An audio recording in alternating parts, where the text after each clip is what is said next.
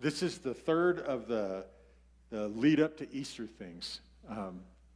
For a couple of you that didn't hear before, I'm terrible with holidays, and I could absolutely just blow right through them, even major ones, like Easter or whatever. But this year the Lord told me to kind of be conscious of it as we move forward.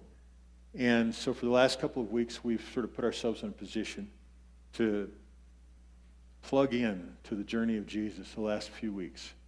That trip from Ephraim down to Jericho and the blind man. And then last week we experimented with some Bible reading and what I call it, Lectio Visio, reading by seeing. And there were some neat comments. We went through that. And then some of you came up to me afterwards and throughout the week and shared things that you saw as well. And it was pretty cool. So I was looking forward to today. I know traditionally this is Good Friday. And on Good Friday, you're supposed to preach about the cross and what Jesus did there. But thank goodness traditions don't have quite the hold on us that, that they did have at one point in my past.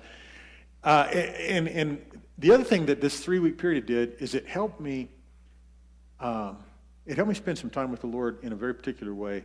And one of the things he's been instructing me in is to be able to listen to him and to do what he says and that be enough. And so even in the preparation of the message and stuff like that, it's been a real interesting thing for the last few weeks.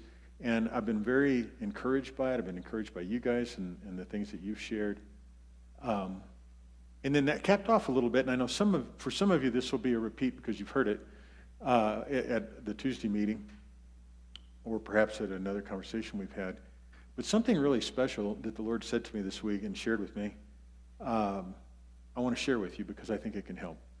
And what it'll help is if you suffer from overly developed responsibility that sometimes lead to guilt, this is what I think the Lord was addressing in this. And so just very briefly, I was asking him a few days ago, early this week, I was asking him how he thought about and how he saw the things that I was feeling bad that I didn't get done or that I hadn't got done yet.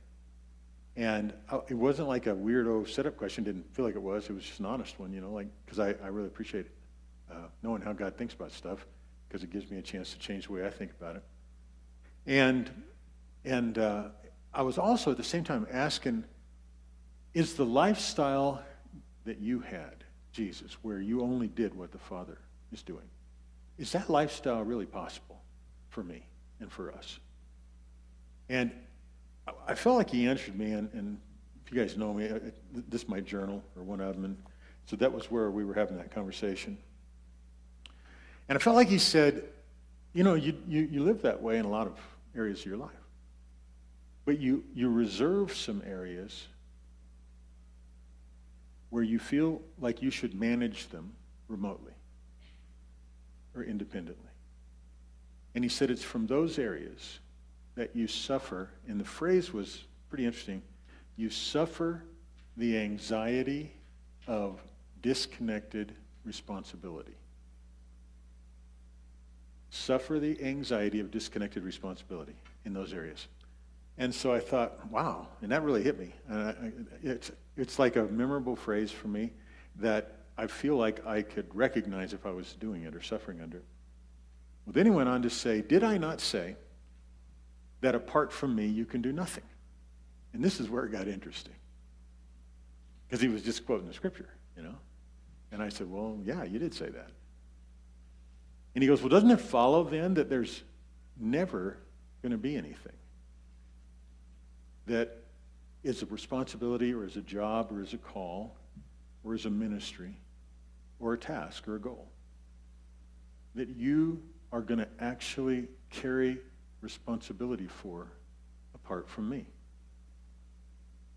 And it was one of those kind of questions where the answer was obvious. I go, well, yeah, of course. If apart from you I really can't do anything, then anything I'm supposed to do and that I'm going to be accountable for, you'll be doing it with me. And he said, that's right. It was so liberating, guys. It was so liberating. And the preparations for these last 3 weeks have been like that, and particularly this week. Now, this week was I needed to hear that in preparation for this week, because what I'm going to share with you tonight, the passage of Scripture we're going to look at, is going to begin in John chapter 13, verse 1. And it's not going to be a long passage we're going to cover, but it actually raises more questions and leaves out more stuff in that passage there leading up to the Lord's Supper and all that. It leaves out a lot more than it answers. And so as I was working through it with the Lord, I reminded myself, I'm just doing what you ask. This is the only thing, and that's what's going to come across to you. So anyhow, for me, I thought it was very liberating. It was very liberating. And it was so simple, I couldn't believe that I hadn't seen it before. Apart from you, I can do nothing. Therefore, I shouldn't feel guilty about things I can't get done apart from you. Because there's probably a false sense to it or something. So anyway, it was fun.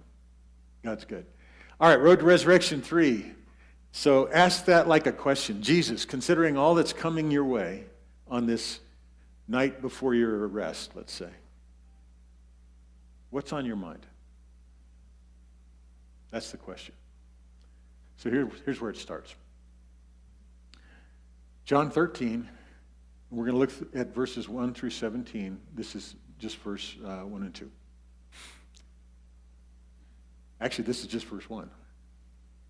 Now, before the feast of the Passover, Jesus, knowing that his hour had come, that he would depart out of this world to the Father, having loved his own who were in the world, he loved them to the end.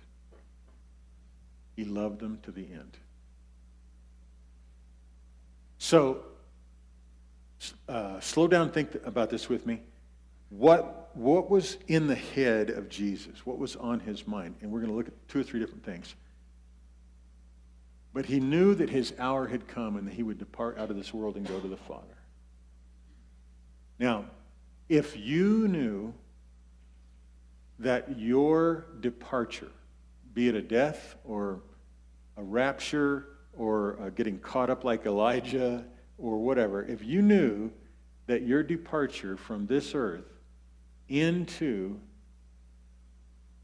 the Father's kingdom, into the Father's presence with the Father was coming, what would you think about? How captivating would that thought be? Okay, what Jesus thought about is this. Having loved his own who were in the world, he loved them to the end. That word end is telos. And this is basically what it means as it's used in this sentence. The point set out as a goal, or the end that was in mind for a thing from the start. So as Jesus stood there at the beginning of this thing, in that room, ready to, before Passover, ready to have a supper, probably not a Passover supper, probably just a supper, with his disciples, his mind was on love. And it was on loving those that were there in the room. And if you remember, and we've looked at this a lot here because it's some of my favorite sections of Scripture, John 13, 14, 15, 16, 17 kind of run together, and they're that last dialogue that Jesus had, that last time Jesus had the night before he was arrested, or the evening before he was arrested, and where he was betrayed by Judas. And so when you get up to 17, this love thing keeps going in there. Father, I pray that they would be one like we're one, so that the love which you love me can be in them, and that the world will know that I sent them. So whatever it was, what this means is that Jesus was never distracted from the beginning of his incarnation, probably from the pre-incarnation. Not that I know how to really talk about that, but he was never distracted, and he was never pulled away from a central motive, and that motive was loving us, loving those disciples, and through them loving us.